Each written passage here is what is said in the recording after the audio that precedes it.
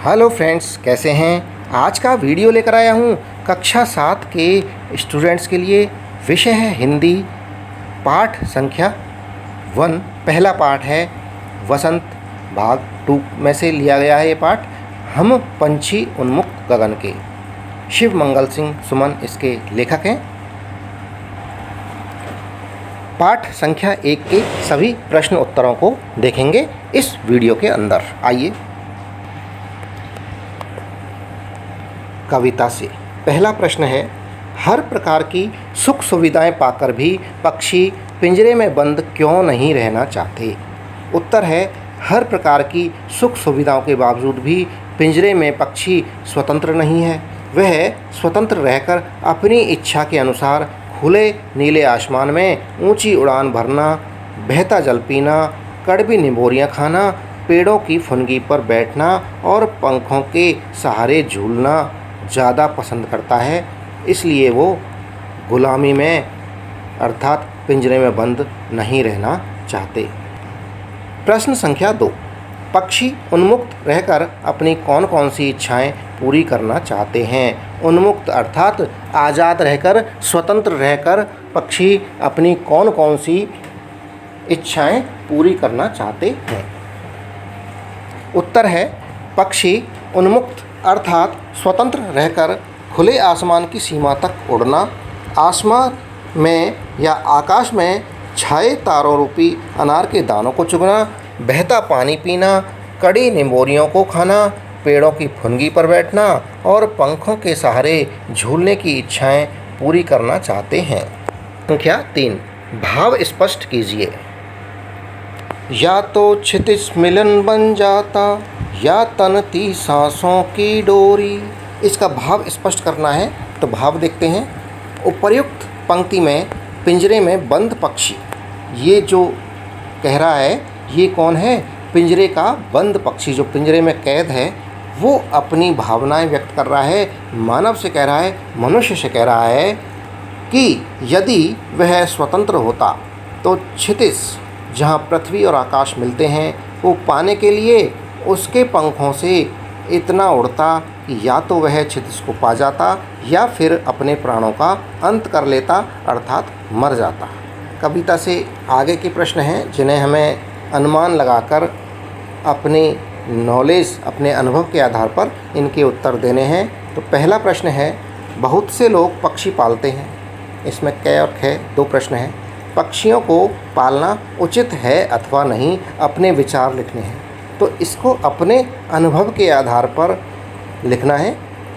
और ख है, क्या आपने या आपकी जानकारी में किसी ने कोई पक्षी पाला है?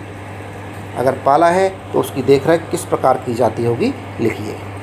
तो सबसे पहले कह देखते हैं, पक्षियों को पालना उचित है अथवा नहीं, अपने विचार लिखिए। तो यहाँ अपने विचारों को देखते हैं। उत्तर क, बहुत से लोग पक्षियों को अपने शौक़ के लिए पालते हैं, परंतु पक्षियों को पालकर उन्हें पिंजरे में बंद करना अर्थात उनकी स्वतंत्रता को छीनना बिल्कुल भी उचित नहीं है, क्योंकि वो स्वच्छंद प्राणी हैं। अपने पंखों को फैलाकर अपनी मनमर्जी से खुले आसमान में कहीं भी उड़ना, कहीं से भी बहता पानी पी लेना, पेड़ों से फल फूल खा लेना चाहते हैं। ये हो गया क का उत्तर। ख है, क्या आपने या आपकी जानकारी में किसी ने कोई पक्षी पाला है? अगर पाला है तो उसकी देखरेख किस प्रकार की जाती होगी, लिखिए। उत्तर है ख का, मेरे एक मित्र ने भी अपने यहाँ एक तोता पाल रखा था। जब मैं वहाँ जाता तो वह राम राम बोलता था। उसके लिए पिंजरे में एक कटोरी में पीने का पानी व दूसरी में खाने के लिए हरी मिर्च और मौसम के अनुसार फल रखे होते थे। कभी सेब रखा होता था, कभी नाशपाती रखी होती थी, कभी केला रखा होता था। जब भी उसे बाहर की ओर ले जाया जाता, जब उसके पिंजरे को बगीचे में या गार्डन में या खुले में कहीं ले जाया जाता, तब वह बहुत खुश हो जाता। प्रकृति को देखकर, स्वच्छंदता, पक्षियों को उड़ते देखकर और अपने पंखों को फड़फड़ाकर उड़ने की कोशिश करता। लेकिन पिंजरे में बंद होने के कारण वह उड़ नहीं पाता। पिंजरे में बंद था, कैद था, इसलिए वो उड़ नहीं पाता। ये यदि तोता पाला है तो इसका ये अनुभव है। प्रश्न संख्या 2, पक्षियों को पिंजरे में बंद करने से केवल उनकी आज़ादी का हनन ही नहीं होता अपितु पर्यावरण भी प्रभावित होता है। इस विषय पर 10 पंक्तियों में अपने विचार लिखिए। उत्तर है, यह बात बिल्कुल सही है कि पंछियों को पिंजरे में बंद करने से उनकी आज़ादी का हनन तो होता ही है, क्योंकि पिंजरे में बंद होकर वे उड़ नहीं पाते हैं। कहीं पर आने जाने की, अपनी मर्जी से कुछ भी खा लेने की, बहता पानी पीने की, खुले आसमान में उड़ने की, अपने संगी साथियों के साथ रहने की उनकी आज़ादी उनसे छीन ली जाती है। इसके साथ ही उन्हें पिंजरे में रखने से पर्यावरण भी प्रभावित होता है। कैसे? क्योंकि स्वतंत्र रहकर वे कीड़े मकोड़ों को खाकर पर्यावरण को स्वच्छ बनाते हैं। साथ ही फलों को खाकर उनके बीजों को प्रकीर्णन करते हैं। उनको फलों को खाते हैं, उनके साथ बीज भी उनके पेट में चले जाते हैं। जब वो कहीं अन्य उड़ कर जाते हैं, वहाँ बीट करते हैं, वहाँ उस बीट में उस फल का बीज गिर जाता है। इस तरह से वो बीज गिरने से दूसरी जगह उस बीज से पेड़, वृक्ष, पौधा उग जाता है। इस प्रकार पक्षी पेड़ पौधों के उगने तथा उनकी वृद्धि करने में भी सहायक होते हैं। अनुमान और कल्पना, ये प्रश्न हैं अपने अनुमान और कल्पना के आधार पे जिनके उत्तर देने हैं। तो अनुमान और कल्पना के आधार पर पहले प्रश्न का उत्तर देना है। पहला प्रश्न पढ़ लेते हैं पहले। क्या आपको लगता है कि मानव की वर्तमान जीवन शैली और शहरीकरण से जुड़ी योजनाएं पक्षियों के लिए घातक हैं? पक्षियों से रहित वातावरण में अनेक समस्याएं उत्पन्न हो सकती हैं। इन समस्याओं से बचने के लिए हमें क्या करना चाहिए?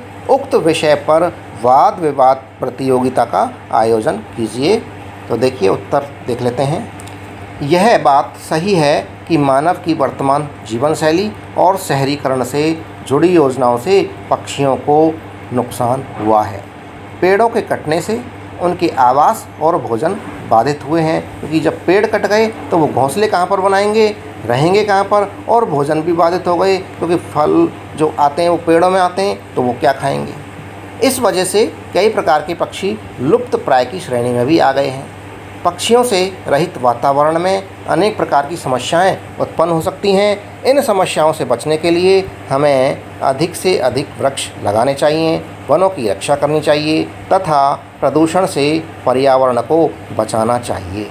पक्षियों के लिए पानी के लिए परिंदे लगाने चाहिए। उक्त विषय पर वाद विवाद प्रतियोगिता में इन बिंदुओं को रखा जा सकता है। यदि आपके घर के किसी स्थान पर किसी पक्षी ने अपना आवास बनाया है और किसी कारणवश आपको अपना घर बदलना पड़ रहा है, आपको अपना घर छोड़ना पड़ रहा है, तो आप उस पक्षी के लिए किस तरह के प्रबंध करना आवश्यक समझेंगे, लिखिए। दोस्तों, जब किसी पक्षी ने हमारे घर के अंदर आवास बना रखा है, तो जब हम गेट को, अपने किवाड़ को खोलेंगे तो पक्षी भी उसमें घुस जाता है, दूसरे दिन उसमें से बाहर निकल जाएगा।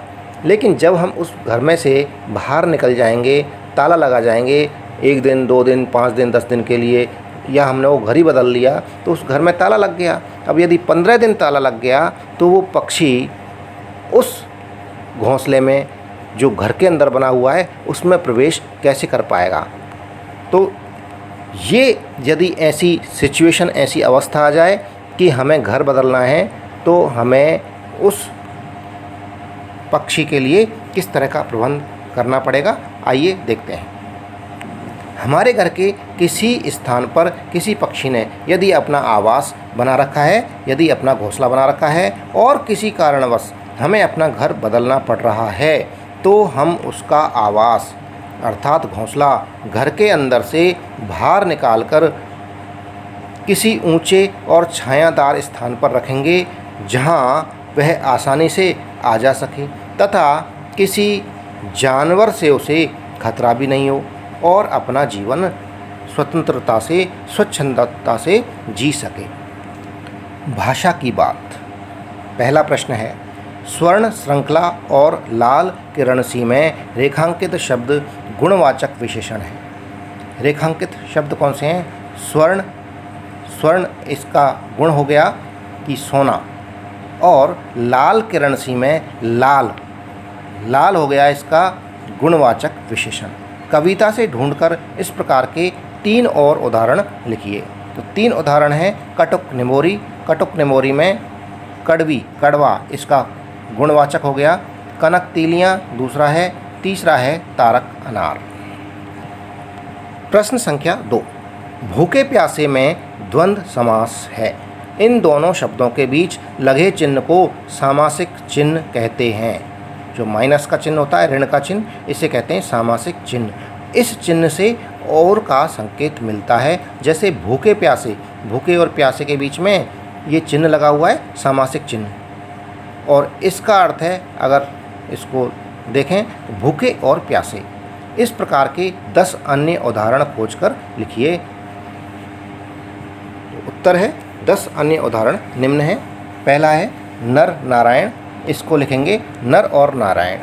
दूसरा है रात दिन, इसको रात और दिन भी लिख सकते हैं। तीसरा माता पिता, इसका अर्थ है माता और पिता।